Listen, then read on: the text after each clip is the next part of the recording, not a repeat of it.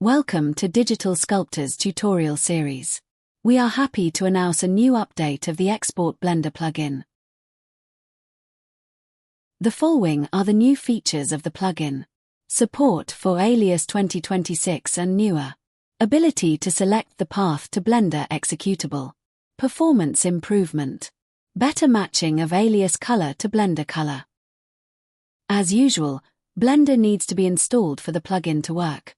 Since Blender can be installed in a wide variety of methods, it is not always possible to find if Blender is installed automatically.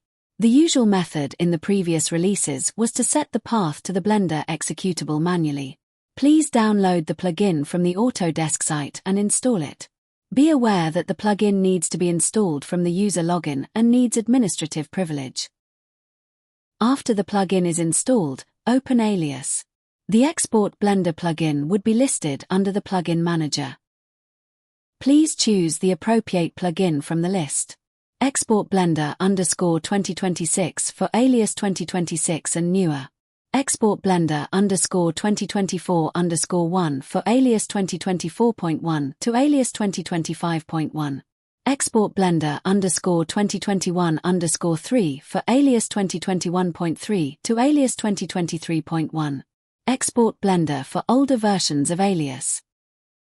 For this example, we are using Alias 2026.1, so select on Export Blender _2026 to load the plugin. In the new release, for Alias 2026 and newer, the path can be set from the Export Blender option window.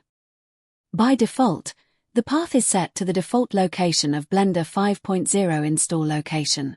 That is, C:\program files /Blender Foundation /Blender 5.0 /Blender.exe.